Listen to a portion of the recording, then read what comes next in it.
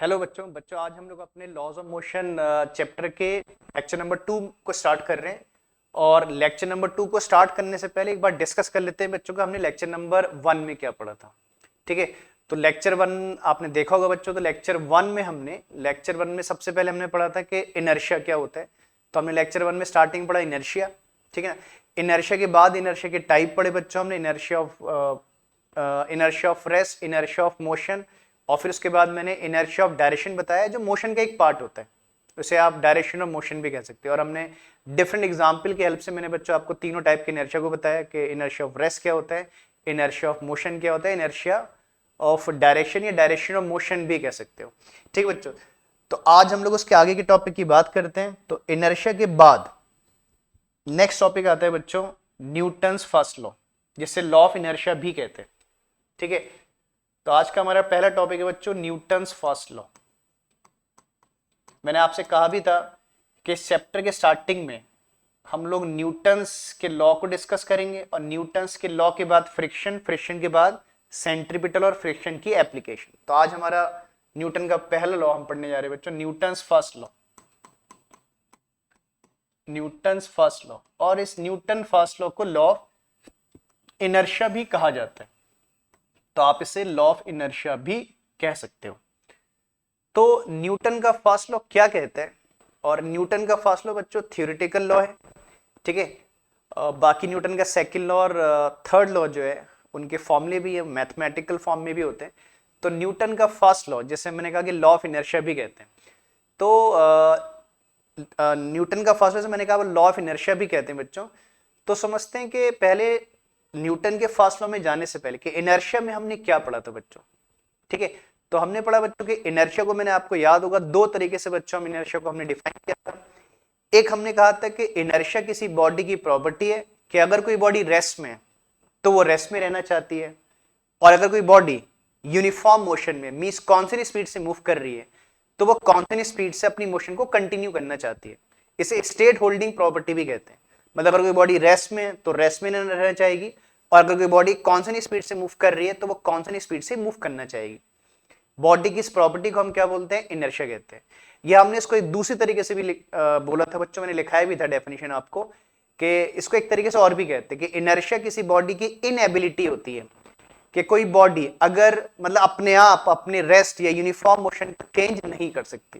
मैंने लिखाया था कि it is the inability of a body by virtue of which a body at rest और इन यूनिफॉर्म मोशन, या body is unable to change state of rest of uniform motion by itself. कोई body अपने आप अपनी rest and motion को change नहीं कर सकती। बॉडी की इस इनएबिलिटी को भी इनर्शिया कहते हैं। ठीक बच्चों, तो हमने इनर्शिया में ये पढ़ा कि कोई बॉडी अपने आप अपनी रेस्ट या अपनी मोशन को चेंज नहीं कर सकती। अगर किसी बॉडी को, अब न्यूटन क्या कहते हैं, न्यूटन का फर्स्ट लॉ क्या कहते हैं कि अगर किसी बॉडी को रेस्ट से मोशन में आना है या मोशन से रेस्ट में आना है, ठीक है, तो उसमें उसके लिए क्या रिक्वायरमेंट, किसकी रिक्वायरमेंट होगी बच्चों, फोर्स की रिक्वायरमेंट होगी। मतलब जब तक आप किसी बॉडी पे फोर्स नहीं लगाओगे, बॉडी रेस्ट में तो रेस्ट में रहेगी, या अगर बॉडी कांस्टेंट स्पीड से मूव करे वो कांस्टेंट स्पीड से ही मूव करती रहेगी। तो किसी बॉडी के इनर्शिया को चेंज करने के लिए क्या रिक्वायर्ड होती है, फोर्स रिक्वायर्ड होती है। अगर हम फोर्स लगाएंगे, फोर्स लगाकर इनर्शिया चेंज होगा, और फोर्स नहीं लगाओगे तो बॉडी का इनर्शिया चेंज नहीं होगा। मतलब बॉडी रेस्ट में तो रेस्ट में रहेगी, और बॉडी कांस्टेंट स्पीड से मूव करे तो कांस्टेंट स्पीड से मूव करती रहेगी। ठीक है, तो मैं एक बार बोल दे रहा हूं प्रॉपर वे में कि न्यूटन फर्स्ट लॉ क्या कहते हैं। तो ये कहते हैं कि अगर कोई बॉडी रेस्ट में है तो रेस्ट में रहेगी, और कोई बॉडी अगर यूनिफॉर्म मोशन में मतलब कांस्टेंट स्पीड से मूव कर रही है तो कांस्टेंट स्पीड से मूव करेगी unless acted by some external force, जब तक उस पर कोई एक्सटर्नल फोर्स ना लगाई जाए। तो एक बार मैं और दोबारा से बोल दे रहा हूं, क्या बोला बच्चों मैंने। तो ये कहते हैं कि बॉडी कहते हैं बॉडी एट रेस्ट और in uniform motion tend to remain in rest or uniform motion unless acted by some external force। तो मैं इस बात को लिख देता हूं बच्चों। तो क्या कह रहे हैं, देखो स्टेटमेंट में ये कहते हैं, इसका स्टेटमेंट है, कहते हैं state that, it states that, it says that comma a body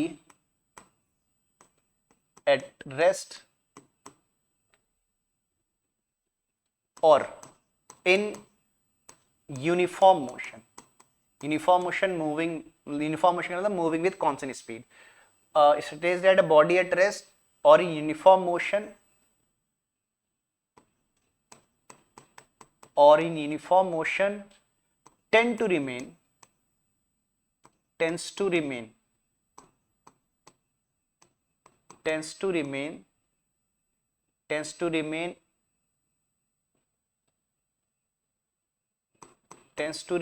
at rest or in uniform motion, मतलब उसी स्टेट में रहना चाहिए। Tend to remain in rest और in uniform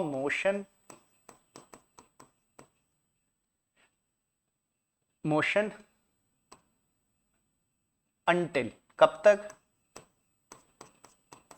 until acted by some external force।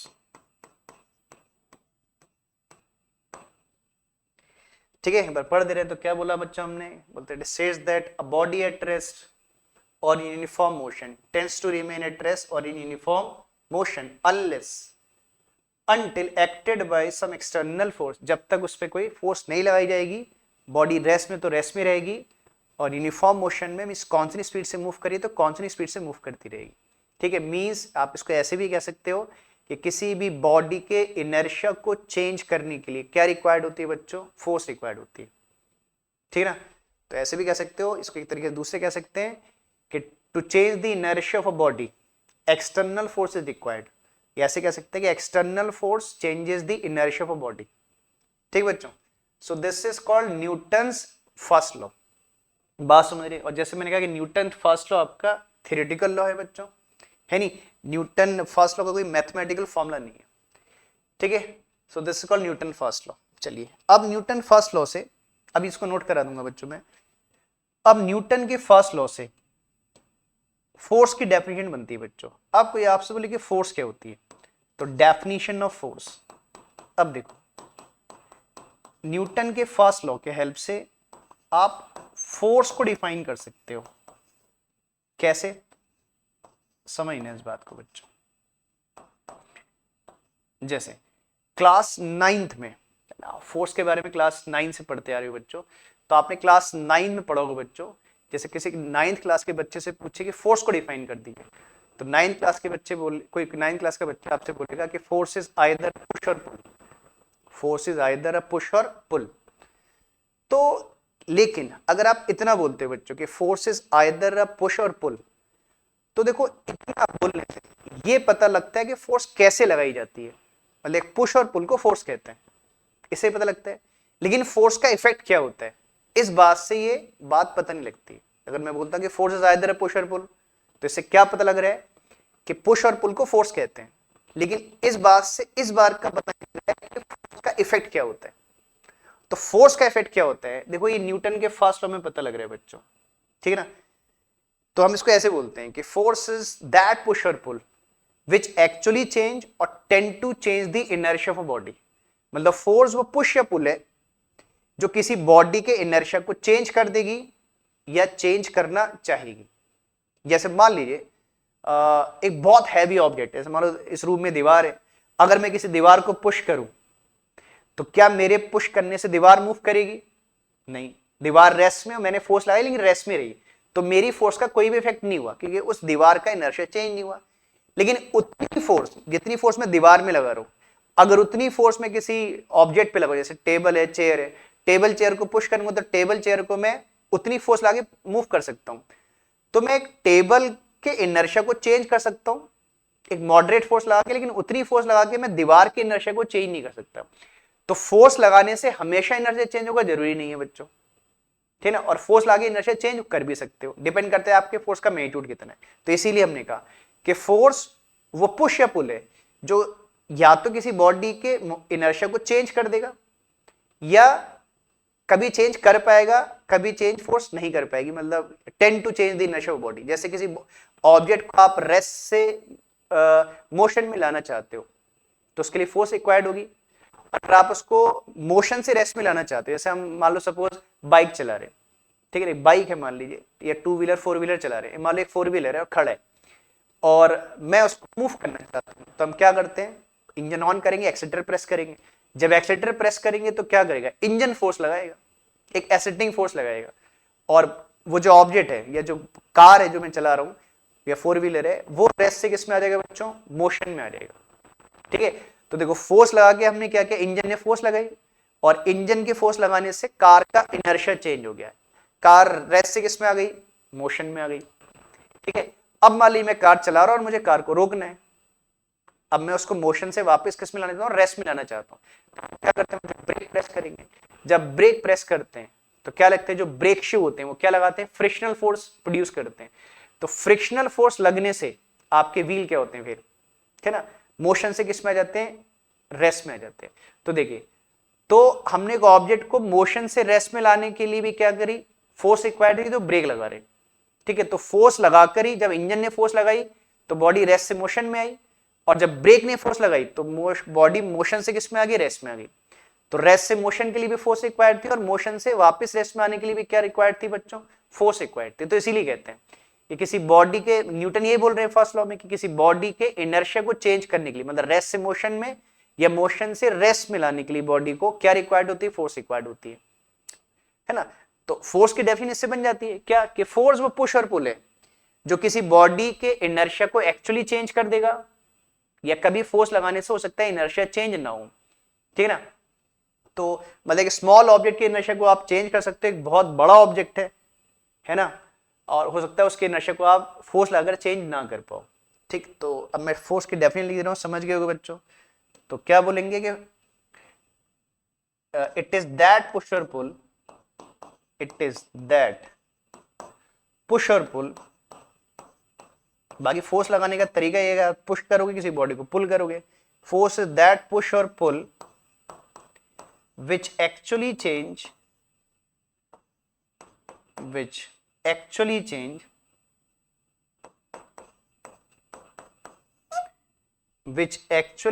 or tend to change, which actually change or tend to change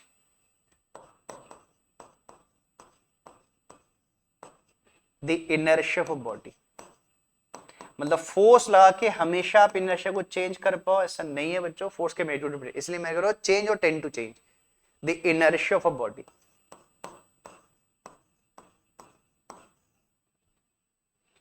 ठीक है ना, तो ऐसे कहते हैं कि फोर्स वो फिजिकल क्वांटिटी है जिसके हेल्प से हम किसी बॉडी के क्या कर सकते हैं, इनर्शिया को चेंज करने में हमें हेल्प करती है, ऐसे भी कह सकते हैं। It is that physical quantity which help to change the inertia of a body. तो आप इसको एक तरीके से और लिख सकते हो बच्चों, लिख दे रहा हूं और इसको आप ऐसे कह सकते हो,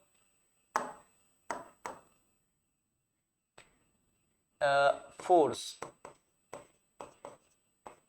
इज दैट फिजिकल क्वांटिटी, ये एक फिजिकल क्वांटिटी है। फोर्स इज दैट, एक सेकेंड बच्चों,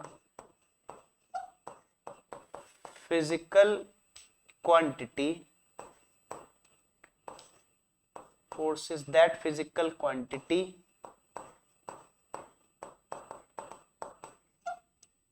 which help to change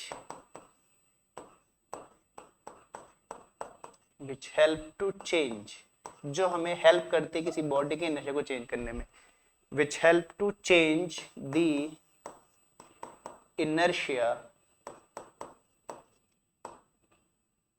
it help to change the inertia of an object, बोल लो बॉडी बोल लो, एक ही मतलब है बच्चा। it help to change the inertia of an object। तो आप इसको ऐसे भी कह सकते हो, और ये बात किससे पता लगती है, न्यूटन के फर्स्ट लॉ से।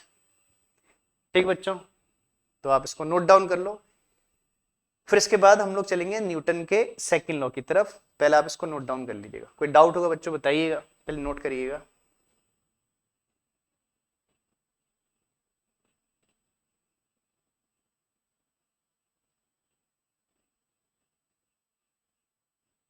ठीक है बच्चों, स्क्रीन को पॉज करके यस स्क्रीन शॉट लेकर नोट किया करो बच्चों। चलिए, अब हम जैसे हमने कहा कि न्यूटन के फर्स्ट लॉ के बाद आता है बच्चों क्या, न्यूटन का सेकंड लॉ। लेकिन न्यूटन के सेकंड लॉ में जानने से पहले आपको पता होना चाहिए लीनियर मोमेंटम क्या होता है। तो बात करते हैं कि लीनियर मोमेंटम क्या होता है, ठीक है, क्योंकि आपका जो न्यूटन का सेकंड लॉ है वो लीनियर मोमेंटम पर बेस्ड है। तो पहले लीनियर मोमेंटम समझते हैं कि लीनियर मोमेंटम क्या होता है। तो बात करते हैं लीनियर मोमेंटम। देखो मोमेंटम एंगुलर भी होता है बच्चों, इसलिए आगे से हम लीनियर लिख रहे हैं, ठीक है। एक जगह पर आगे आप इसके बाद next chapter work energy power के बाद system of particle rotational motion एक चैप्टर आएगा, तो वहां पर जाकर आप एंगुलर मोमेंटम भी पढ़ोगे, ठीक है। तो अभी फिलहाल लीनियर मोमेंटम की बात कर रहे हैं, इस चैप्टर में एंगुलर मोमेंटम की बात नहीं आएगी, एंगुलर मोमेंटम की बात नेक्स्ट टू नेक्स्ट चैप्टर में आएगी। तो इसलिए मैं आगे से लिख रहा हूं लीनियर मोमेंटम, सिंपल मोमेंटम मत लिखिएगा, लीनियर मोमेंटम लिखिएगा, ठीक है। तो समझिए लीनियर मोमेंटम क्या होता है, इसका क्या फिजिकल सिग्निफिकेंस होते हैं और इसको कैलकुलेट कैसे करते हैं। दो बातें बच्चों, इसका फिजिकल सिग्निफिकेंस क्या होता है और इसको कैलकुलेट कैसे करते हैं। और ये आपने लीनियर मोमेंटम क्लास 9 से पढ़ते हुए आ रहे हो बच्चों। देखो अभी हम लीनियर मोमेंटम के बारे में बहुत बेसिक सी बात कर रहे हैं, और इस चैप्टर में आगे न्यूटन सेकंड लॉ के बाद फिर हम law of conservation, linear momentum, उसकी एप्लीकेशन बहुत सी बात करेंगे। अभी हम लीनियर मोमेंटम की बेसिक सी बात कर रहे हैं, लीनियर मोमेंटम के टॉपिक इस चैप्टर में आगे भी आएंगे, मतलब लीनियर मोमेंटम की बात टाइम टू टाइम होती रहेगी। अभी मैं बहुत बेसिक सी बात बोल रहा हूँ।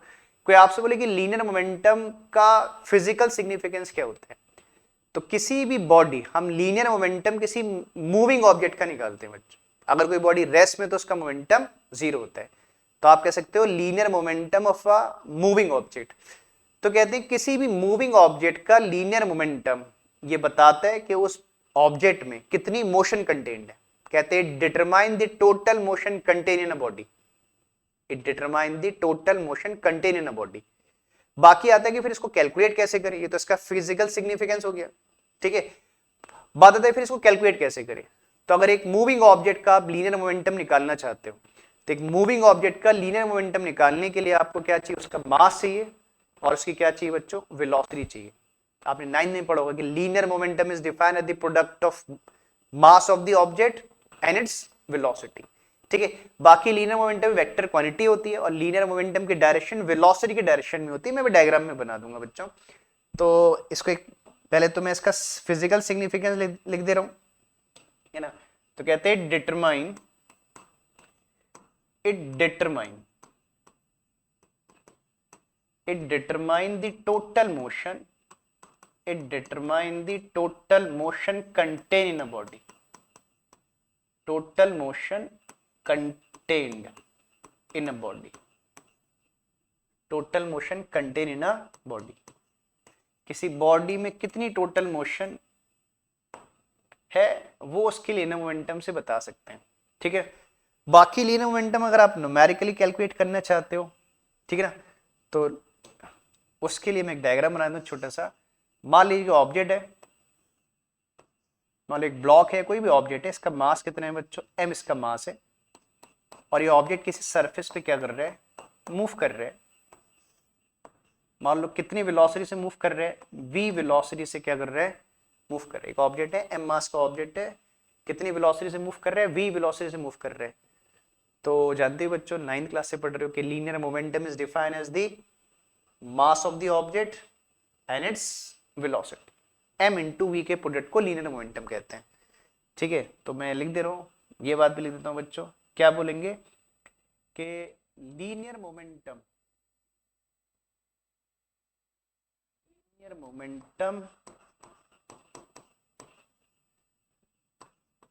of a moving object, linear momentum of a moving object is defined as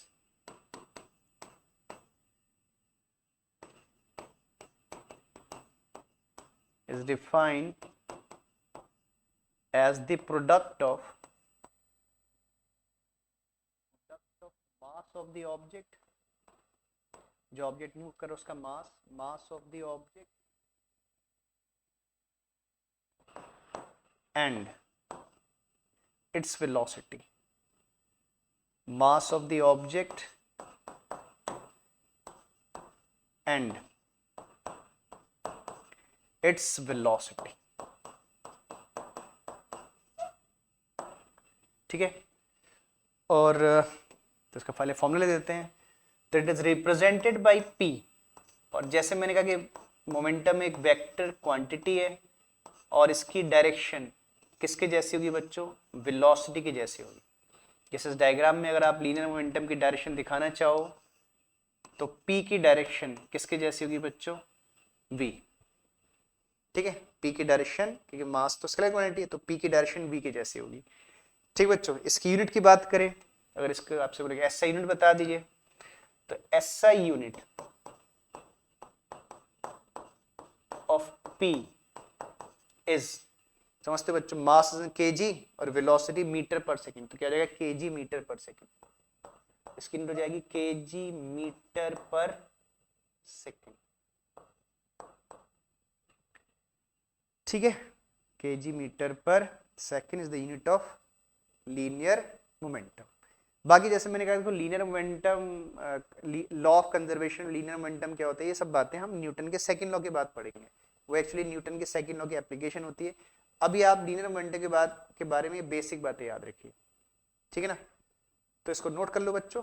अब आप लीनियर मोमेंटम के बारे में जान गए हो, तो फिर अब हम सेकंड लॉ में जा सकते हैं, न्यूटन के सेकंड लॉ की बात करेंगे। पहले आप इतना नोट डाउन कर लो जल्दी से।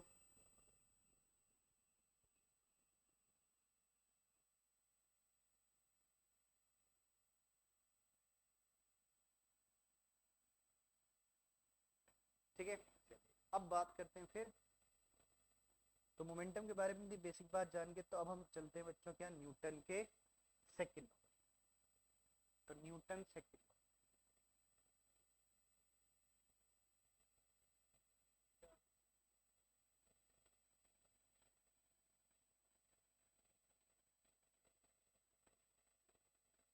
तो न्यूटन का सेकंड लॉ क्या कहता है। तो न्यूटन के सेकंड लॉ में जाने से पहले इसको सिंपल वे में पहले समझ लो, किनारे पर इसको सिंपल वे में, है ना, समझा देता हूँ, तो इसका स्टेटमेंट। ठीक है, जैसे देखो अभी हमने क्या पढ़ा बच्चों, मोमेंटम का फॉर्मूला क्या होता है, p mv।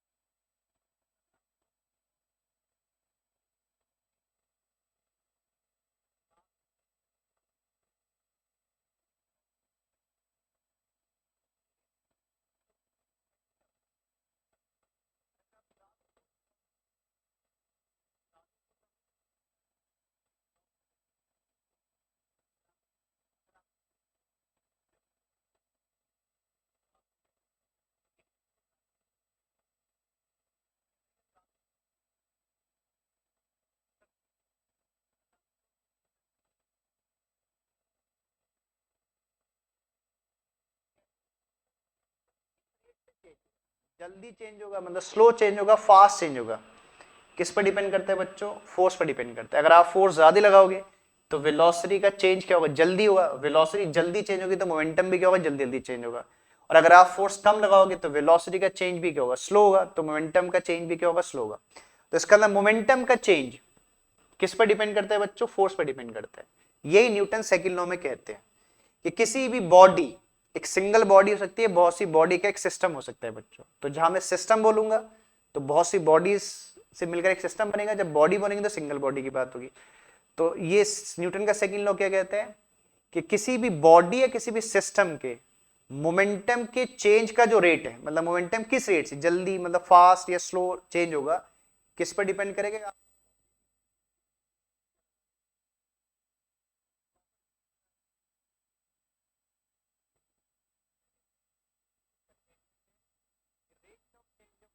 रेट मतलब समझते हो, विद रिस्पेक्ट टू टाइम।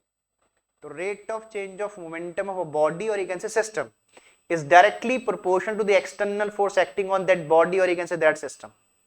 ठीक है बच्चों? so this is called Newton's second law। तो मैं लिख दे रहा हूं आगे से, ठीक है? तो न्यूटन का सेकंड लॉ क्या कहता है? कहता है it states that क्या कह रहे हैं law?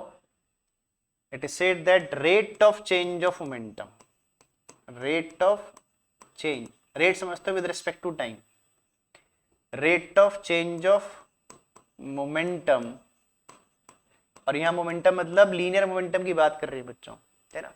It says that rate of change of momentum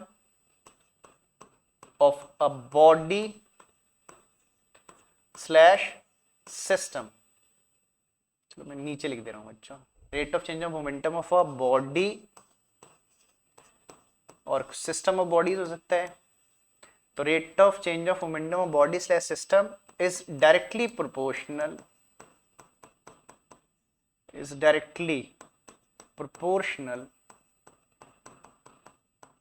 is directly proportional to the external force, directly proportional to the external force, is directly proportional to the external force acting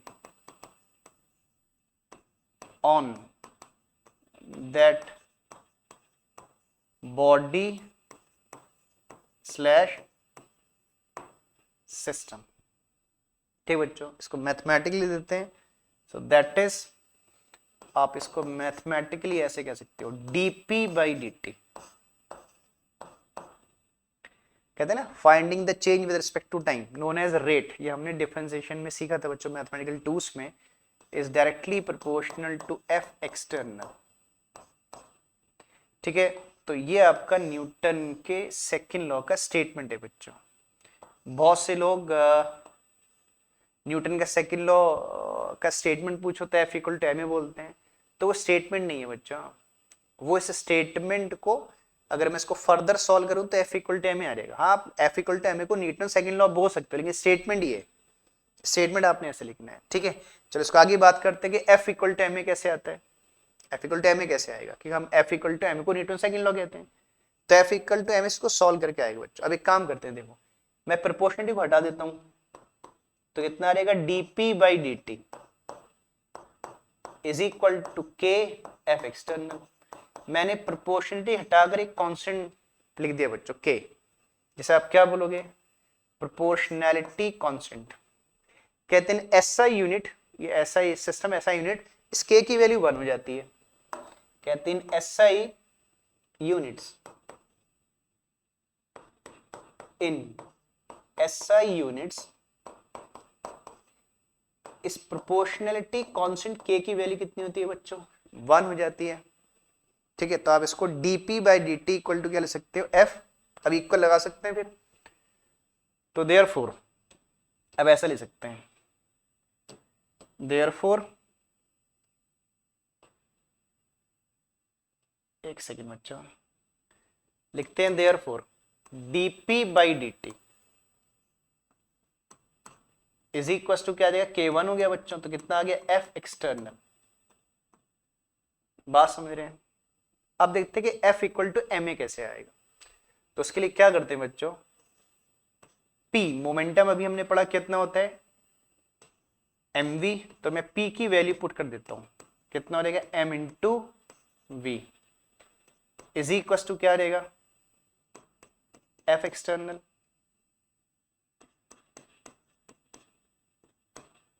समझ रहे? ठीक है। अब देखो हम LHS में क्या करेंगे, डिफरेंशिएट करेंगे। अब जैसे मैंने कहा देखो यहाँ पर दो क्वांटिटीज है बच्चे, एक मास एंड वेलोसिटी है। मास भी एक वेरिएबल फैक्टर है, ठीक है ना। हम न्यूमेरिकल करेंगे तो उसमें वेरिएबल मास की सिचुएशन आएंगी, लेकिन इन जनरल थ्योरी में हम मास को क्या मान के चलते हैं, कांस्टेंट मान के चलते हैं, और वेलोसिटी को वेरिएबल मान के चलते हैं। क्योंकि मोस्ट ऑफ द केसेस में हम मानते हैं कि मूविंग ड्यूरिंग मोशन ऑब्जेक्ट का मास नहीं वेलोसिटी चेंज होगी, तो हम यहाँ पर मास को कांस्टेंट मान रहे हैं, वेलोसिटी को वेरिएबल मान रहे हैं। तो आप जानते हो बच्चों अगर दो टर्म मल्टीप्लाई में है तो क्या करते हैं, leave the constant differentiate the variable part. तो मास को छोड़ देंगे, किसको डिफरेंशिएट करेंगे, वेलोसिटी को। तो कितना रहेगा, अगर आप मास को छोड़ दोगे तो आएगा m dv by dt is equal to क्या, चलो f एक्सटर्नल को सिंपल f लिख दे रहे हैं, ठीक है। f आपके है बेटा f इक्वल टू m है, तो एक्सटर्नल फोर्स है, ठीक है, मैंने f लिख दिया उसको। अब आप जानते हो बच्चों कि dv बाई dt क्या हो जाता है, rate of change of velocity is known as क्या, एक्सेलरेशन। ठीक है, समझ रहे हैं? मतलब देखो dv by dt rate of change of velocity which is known as acceleration, जिसे a लिखते हैं। तो आ गया। अब मैं इसको f को LHS में लिख देता हूँ, उसको RHS में लिख देता हूँ, तो we get f is equal to क्या बच्चों, m इंटू ए। ठीक है, तो इसको हम ऐसे भी लिखते हैं, समझ रहे हैं?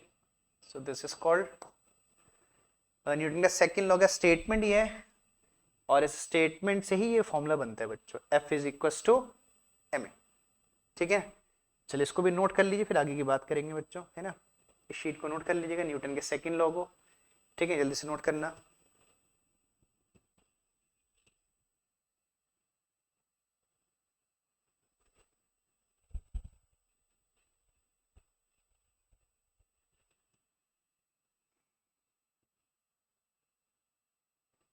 ठीक बच्चों, सेकंड शीट को भी, इसके आगे की शीट को भी नोट कर लो।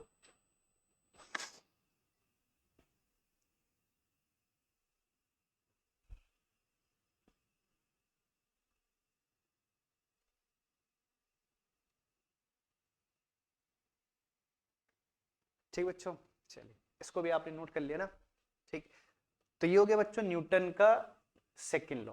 ठीक है, अब जैसे हमने कहा था बच्चों, चलो एक काम करते हैं, या तो वैसे तो मैंने आपसे कहा था कि हम अब क्या कर रहे हैं कि लेक्चर बहुत लंबे लंबे लेक्चर नहीं बना रहे बच्चों, ये चलो ऐसा करते हैं।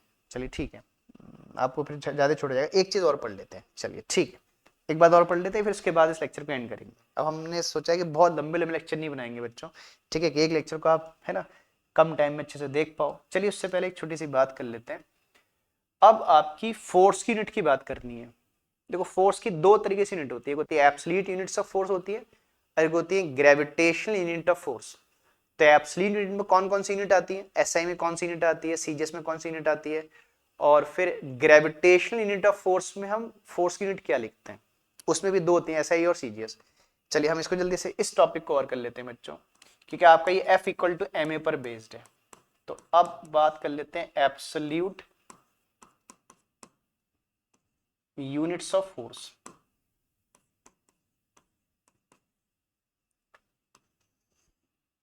तो एब्सोल्यूट यूनिट में भी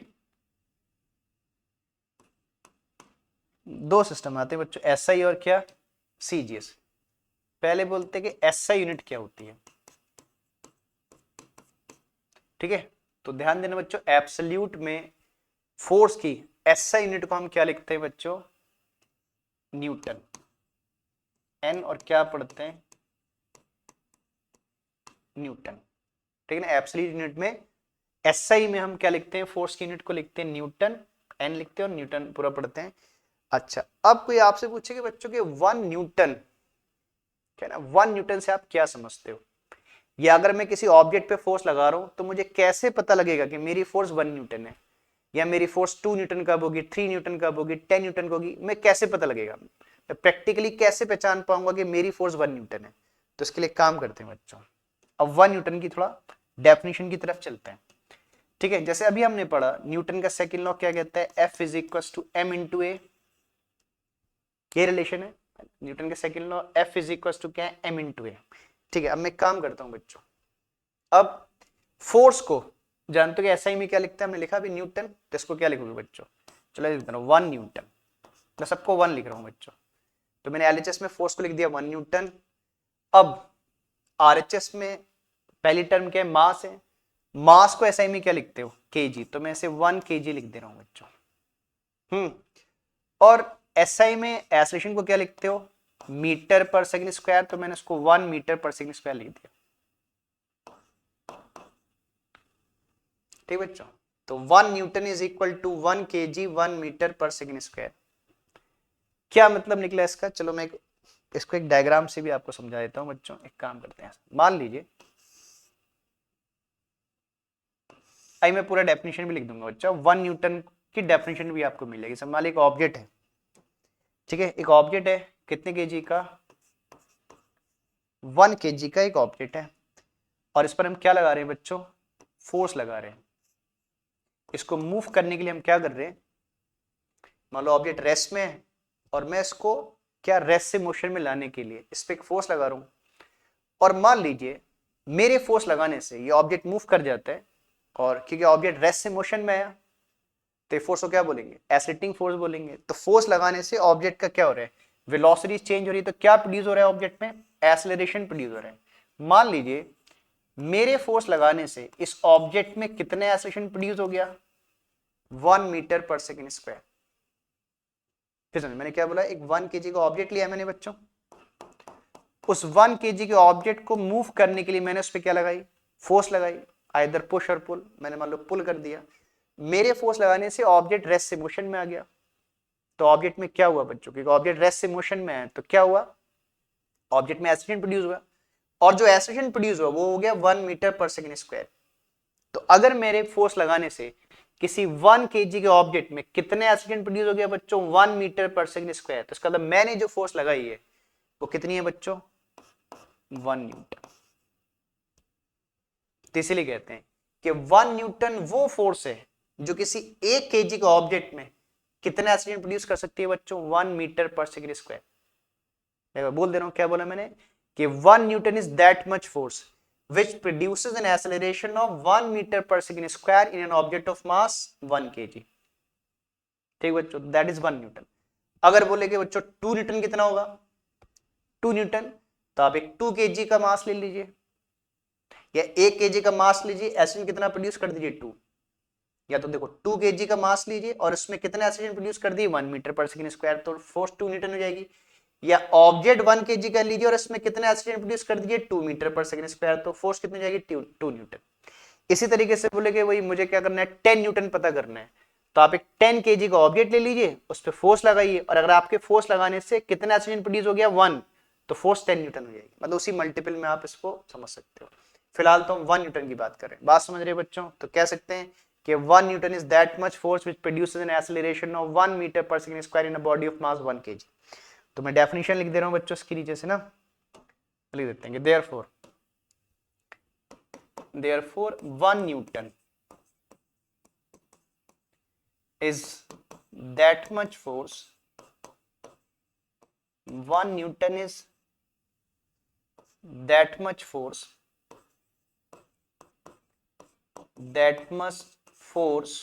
which produces an acceleration of, which produces an acceleration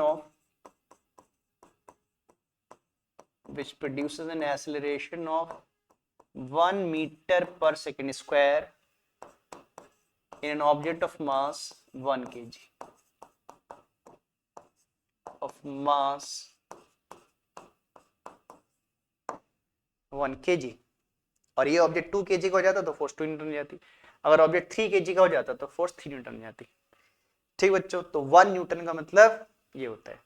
ठीक है, तो याद रखिए एब्सोल्यूट यूनिट में फोर्स की एसआई यूनिट क्या होती है, न्यूटन, और 1 न्यूटन का मतलब ये होता है। इस तरीके से आप 2 न्यूटन, 3 न्यूटन, 4 न्यूटन, 10 न्यूटन की भी डेफिनेशन लिख सकते हो। ठीक बच्चों, चलिए बात करते हैं अब दूसरी एसआई के बाद मैं पूरा बता दूं फिर आपको नोट करवा दूंगा बच्चों। एसआई के बाद आता है सीजीएस सिस्टम। अभी हमने एसआई लिखा ना, देखो एसआई यूनिट लिखी। अब फोर्स की सीजीएस यूनिट क्या होती है, अब बात करते हैं सीजीएस की। अब होता है कि सीजीएस यूनिट फोर्स की क्या होती है। तो सीजीएस यूनिट होती है बच्चों dyne, D Y N E, dyne इसको पढ़ते हैं, ठीक है। तो CGS unit of force is dyne. अब अगेन कोई आपसे पूछे कि वन डाइन का क्या मतलब है, तो जैसे हमने वन न्यूटन का मतलब समझा, वैसे ही वन डाइन का मतलब कर लेते हैं। इसके लिए अगेन वही सेम काम करते हैं बच्चों, फॉर्मूला लिख देते हैं, F is equal to M A, है ना। फोर्स कितनी जाएगी मेरी, वन डाइन हो जाएगी, है ना। फोर्स को आप क्या लिख दोगे, वन डाइन। मास कितना हो जाएगा, 1 ग्राम।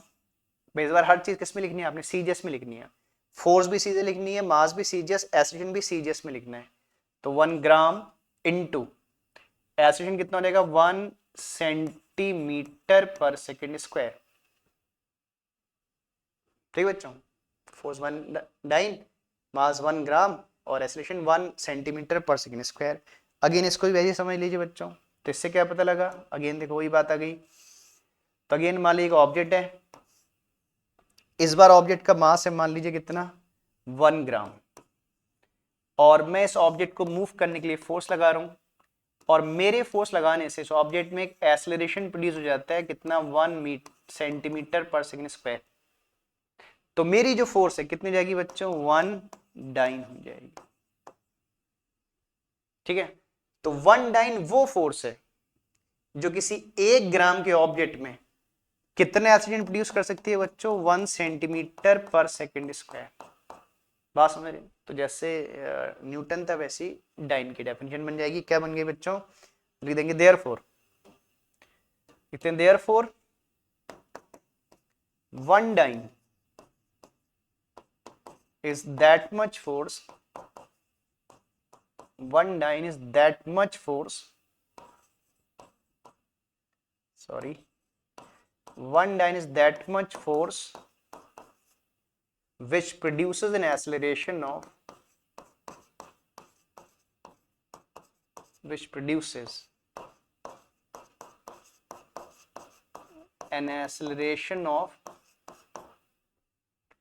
1 centimeter per second square in a body of, in a body of mass 1 ग्राम। ठीक बच्चों, in a body of mass, body of mass 1 ग्राम। ठीक बच्चों, तो इस तरीके से आप एक 1 डाइन को क्या कर सकते हो, डिफाइन कर सकते हो बच्चों। ठीक है, बात समझ भी गए होगे। ठीक, चलो अब बात करते हैं। जैसे मैंने कहा कि देखो 2 यूनिट होती है, एब्सोल्यूट यूनिट थी तो यूनिट्स ऑफ फोर्स, अब होती है ग्रेविटेशनल यूनिट्स ऑफ फोर्स होती हैं। ठीक है, तो वो क्या होती हैं उनकी बात भी कर लेते हैं बच्चों जल्दी से। अब आता है ग्रेविटेशनल यूनिट्स ऑफ फोर्स। यहां पर एक्सेलरेशन ड्यू टू ग्रेविटी होगा, मतलब फोर्स हम नहीं लगाएंगे, अब कौन लगाएगा, ग्रेविटी लगाएगी बच्चा। Gravitational units of force, 2 unit ऐसे यूनिट्स भी देते हैं बच्चों इसको, ग्रेविटेशनल यूनिट्स ऑफ फोर्स। इसमें ही बच्चों वही 2 कैटेगरी है, सीजीएस और क्या, एसआई। चलिए पहले एसआई की बात कर लेते हैं।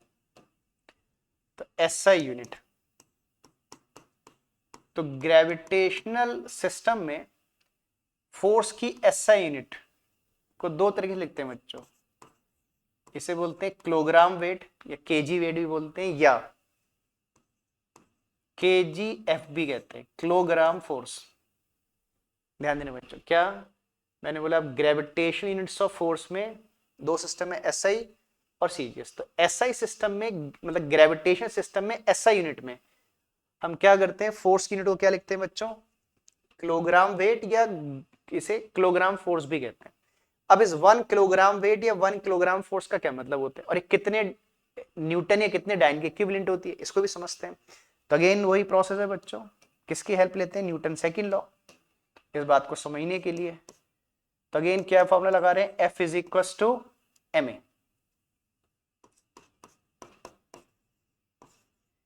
ठीक है बच्चों, अब हर चीज को ग्रेविटेशन के टर्म में लिखना है। तो अब हम फोर्स को क्या लिख रहे हैं बच्चों, लिखते हैं 1 kg वेट। आपने ग्रेविटेशनल सिस्टम में या तो kg वेट या kgf लिखना है। मास तो एसआई में कितना होगा बच्चों, 1 kg। अच्छा बस एसेलरेशन, इस बार देखो एसेलरेशन हम प्रोड्यूस नहीं कर रहे हैं, कौन प्रोड्यूस कर रहा है बच्चों, ग्रेविटी। और ग्रेविटी के एसेलरेशन को, जब एसेलरेशन ड्यू टू ग्रेविटी होता है तो हम क्या लिखते हैं बच्चों, जी, और जी को क्या लिखते हैं 9.8 मीटर पर सेकेंड स्क्वायर। तो यहां पर एसेलरेशन ड्यू टू ग्रेविटी होगा, और एसेलरेशन ड्यू टू ग्रेविटी की वैल्यू एसआई में कितनी होती है बच्चों, 9.8 मीटर पर सेकेंड स्क्वायर। यही चेंज है। अभी तक हम ए को हम पहले क्या लिख रहे थे बच्चों, 1 मीटर पर सेकेंड स्क्वायर। अब इस बार एसेलरेशन ड्यू टू ग्रेविटी हो गया, ए जी के बराबर हो गया। मतलब यहां पर क्या हो गया, जो ए था, ए किसके बराबर हो जाएगा, जी के बराबर हो जाएगा। और जी की वैल्यू कितनी होती है बच्चों, 9.8 मीटर पर सेकेंड स्क्वायर। अब इसको कैसे डिफाइन करेंगे। अच्छा, इसके लिए मान लीजिएगा ऑब्जेक्ट है मेरे पास, कितने मास का ऑब्जेक्ट लेना है बच्चों आपने, 1 kg का एक ऑब्जेक्ट है ना। अब मुझे acceleration due to gravity produce करना है। तो एसेलरेशन ड्यू टू ग्रेविटी के लिए आप किसी बॉडी को क्या करोगे बच्चों, फ्रीली फॉल। जैसे मान लो ऑब्जेक्ट है, चलो टूट जाएगा बच्चों, कुछ और ले लेता हूं मैं, है ना, किसी को ऑब्जेक्ट ले लेता हूँ कुछ भी। ऐसे मान लीजिए एक सेकेंड बच्चे, पेन की कैप है मेरे पास। अब मैं इस कैप को, 1 kg की तो नहीं है, मान लो ये 1 kg की कैप है, आप इसको 1 kg मान लो, है ना, कुछ ग्राम की होगी वैसे तो। और अगर मैं जब इसको क्या करता हूँ, फ्रीली फॉल करता हूँ, तो जब ये कैप गिरेगी तो इसमें कितने एसिड प्रोड्यूस हो रहा है बच्चों, जी के बराबर 9.8 मीटर पर सेकेंड स्क्वायर।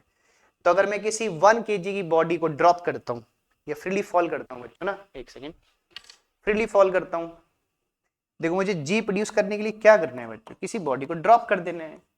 जब ड्रॉप करेंगे तो फोर्स मैं नहीं पे ग्रेविटी लगाएगी। तो मैंने एक 1 kg की बॉडी को ड्रॉप कर दिया बच्चों, तो जो इसमें एसेलरेशन प्रोड्यूस हुआ जी, जो कितना था 9.8 मीटर पर सेकेंड स्क्वायर के बराबर। ठीक बच्चों, तो इस पे अर्थ एक फोर्स लगा रही है। ये फोर्स कौन लगा रही है, हम नहीं लगा रहे, अर्थ लगा रही है। तो वो कितनी हो जाएगी बच्चों, अगर आपने एक 1 मतलब आपने अगर एक 1 kg की बॉडी को ड्रॉप करोगे तो जब बॉडी नीचे गिरेगी तो इसमें कितने एसेलरेशन प्रोड्यूस होगा, 9.8 मीटर पर सेकेंड स्क्वायर। तो अगर एक 1 kg की बॉडी में 9.8 metre per second square acceleration produce हो रहा है, तो उस पर जो फोर्स लग रही है वो कितनी जाएगी बच्चों, 1 किलोग्राम वेट के बराबर होगी, या 1 किलोग्राम फोर्स के बराबर होगी। तो आप इसको क्या बोलोगे, क्या बोलोगे कि 1 kilogram weight is that much force which produces an acceleration of 9.8 metre per second square in a body of mass 1 kg when it falls under gravity, ऐसे बोल दीजिए।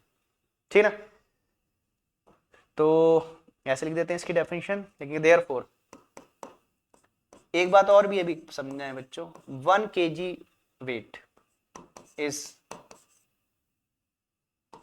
that much force which produces an acceleration of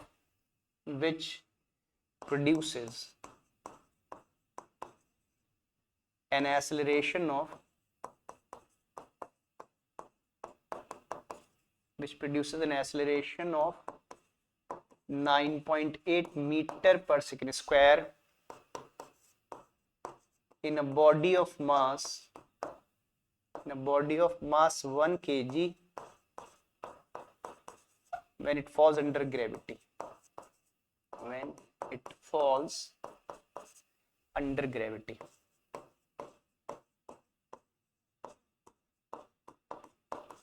वैसे 9 point आपने लिख दिया, 9.8 gravity की value थे, फिर भी हम लिख दिया when it falls under gravity।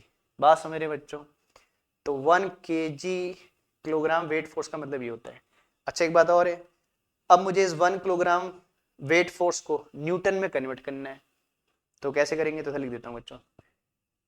Also देखो ना, आपने क्या लिखा 1 kg वेट, एक काम करते हैं बच्चों, इस नंबर को नंबर से मल्टीप्लाई कर लेते, तो 1 इंटू 9.8 हो जाएगा, तो यार 9.8 और KG metre per second square को मिक्स करके लिख देते हैं, तो हो जाएगा KG metre per second square. और KG metre per second square क्या होता है बच्चों? न्यूटन होता है। तो 1 किलोग्राम वेट जो फोर्स है किसके बराबर हो जाएगी? 9.8 न्यूटन के बराबर हो जाएगी, क्योंकि KG metre per second square is known as Newton. तो कभी भी किसी न्यूमेरिकल में अगर कहीं किलोग्राम वेट आ जाएगा तो आप उसको न्यूटन में कन्वर्ट करोगे और कितना लिखोगे बच्चों? 9.8 न्यूटन के बराबर होगा। बात समझ रहे हैं? ठीक है, चलिए एक बात कर लेते हैं फिर किसकी, अब इसकी सीजीएस यूनिट की बात कर लेते हैं, फिर आप इसे नोट डाउन कर लेना बच्चों। ठीक है, कोई डाउट होगा तो बताइएगा बाद में। अब बात कर लेते हैं, हमने ऐसा ही कर लिया ना, अब सीजीएस की बात कर लेते हैं। चलिए अब आ गया सीजीएस। सीजीएस यूनिट, तो ग्रेविटेशनल सिस्टम में फोर्स की सीजीएस यूनिट होती है बच्चों, जैसा हम अभी क्या लिख रहे थे, किलोग्राम वेट, अब लिखते हैं ग्राम वेट, GWT, या क्या बोलेंगे ग्राम फोर्स, या GF gram force.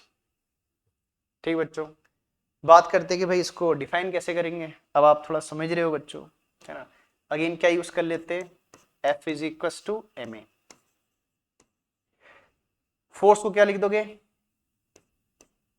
1 kg wait, है ना। दूसरे कलर से लिख देता हूं बच्चों, किसी इसको लिख देंगे 1 क्या ग्राम वेट। मास को क्या लिखोगे बच्चों, 1 ग्राम, और एक इसके बराबर हो जाएगा जी के बराबर। और जानते हो कि सीजीएस में जी की वैल्यू होती है 980 बच्चों, एसआई में होती है 9.8 और सीजीएस में होती है 980 सेंटीमीटर पर सेकेंड स्क्वायर। सिंपल सी बात है, जब मीटर को सेंटीमीटर में बदलोगे तो इंटू 100 हो जाएगा, तो 9.8 इंटू 100 कितना हो जाएगा, 980 हो जाएगा, है ना। तो सीजीएस में जी के लिए कितनी होती है बच्चों, 980 सेंटीमीटर पर सेकेंड स्क्वायर। चलिए तो आप समझ रहे हो बच्चों, ठीक है। तो इस बार क्या करना है आपने, एक 1 ग्राम के वेट को ड्रॉप करना है। अगेन मान लेते हैं कि मेरे पास एक ऑब्जेक्ट था, कितने ग्राम का बच्चों, 1 ग्राम का एक ऑब्जेक्ट था। इसको मैंने क्या कर दिया, ड्रॉप कर दिया बच्चों, ग्राउंड है मान लो, ग्राउंड की तरफ ड्रॉप कर दिया कि फोर्स ड्यू टू ग्रेविटी लगे, इसलिए हम ड्रॉप कर रहे हैं ऑब्जेक्ट को। ठीक है, तो जब इसको ड्रॉप करेंगे तो ये जी के बराबर हो जाएगा, और सीजीएस में जी कितना हो जाएगा, 980 सेंटीमीटर पर सेकेंड स्क्वायर। ठीक है, तो अगर इसका मास 1 kg और एक्सेलरेशन प्रोड्यूस है 980, तो अर्थ इस पर एक फोर्स लगा रही होगी बच्चों, कितनी हो जाएगी, 1 ग्राम वेट के बराबर हो जाएगी। तो समझ रहे होगे, तो कैसे डिफाइन करोगे कि 1 ग्राम वेट वो फोर्स है जो 1 ग्राम की बॉडी में कितना एक्सीजन प्रोड्यूस कर सकती है, 980 सेंटीमीटर पर सेकंड स्क्वायर, जब उसको हम फ्रीली फॉल करेंगे। ठीक है ना, ये सिंपल सी बात है। 1 ग्राम की बॉडी को अगर आप ड्रॉप करो तो उस पर जो फोर्स लग रही है कितनी है बच्चों, 1 ग्राम वेट, क्योंकि ड्रॉप करोगे तो जी तो 980 होगा। ठीक है, तो चलो जल्दी से इसकी बात कर लेते हैं, लिखते हैं therefore 1 gram weight is that much force which produces an acceleration of which produces an acceleration of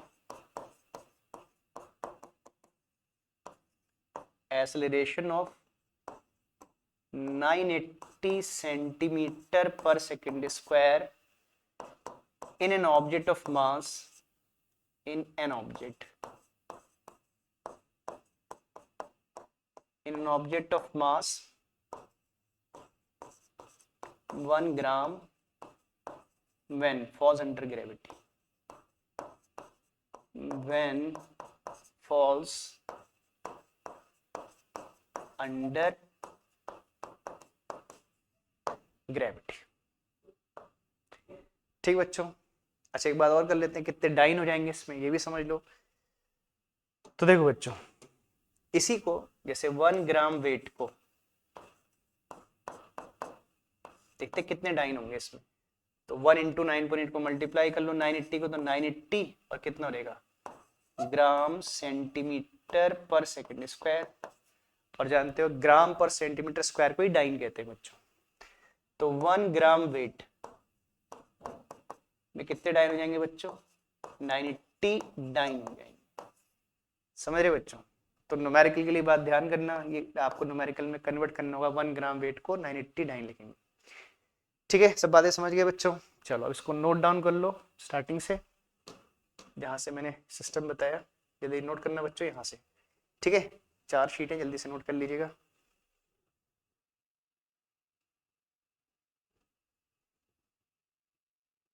ठीक है, शीट 1 हो गई, अब शीट 2 नोट कर लीजिए।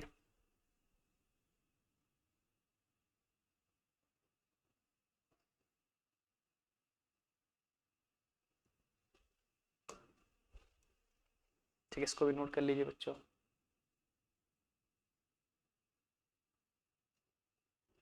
चलिए लास्ट इसको भी नोट कर लीजिए।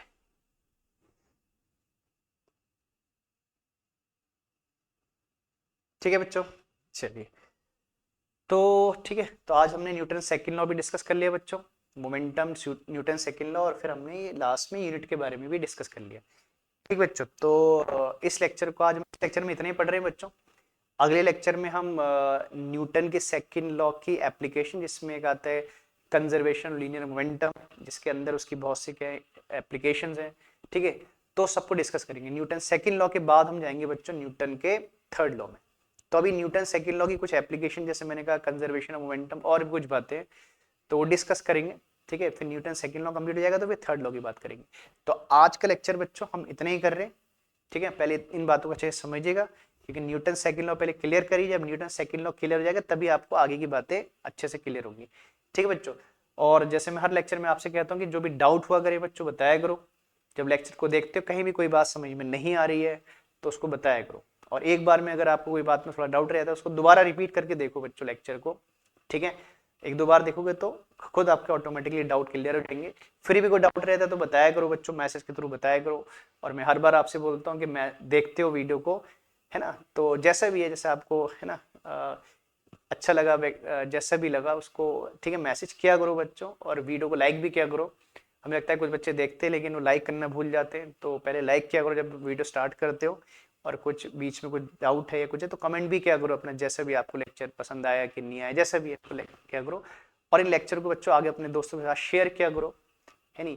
जो भी बच्चे होंगे आपके साथ के, आपके स्कूल के, आपके कोलीग्स होंगे, या कोई बच्चे होंगे जो बाहर के, आप जिनको जानते हो कि आपके रिलेशन में बच्चे होंगे कोई, और अगर कोई बच्चा जेई नीट की प्रिपरेशन कर रहा है तो उसको भी इन लेक्चर को शेयर किया करो बच्चों। मैं बार बार कहता हूँ कि जेई नीट का सिलेबस यही है बच्चों, सबको एनसीईआरटी सिलेबस ही पढ़ना है।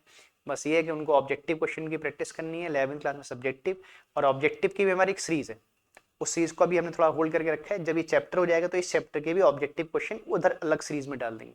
तो आप चेक करना बच्चों हमारी प्लेलिस्ट में ऑब्जेक्टिव की सीरीज में, जो जेई नीट वाले बच्चों के लिए, उसको भी चेक किया करो बच्चों, जो 11th वाले बच्चे अगर देख रहे हैं इन वीडियो को। ठीक बच्चों, तो चलो आज का लेक्चर यहीं एंड कर रहे हैं बच्चों। अगले लेक्चर में हम इसके आगे के टॉपिक की बात करेंगे, और जल्दी उस लेक्चर को एक दो दिन में, है ना, लेकर आएंगे बच्चों आपके लिए। चलिए थैंक यू, टेक केयर, अगले लेक्चर में मिलते हैं बच्चों जल्दी।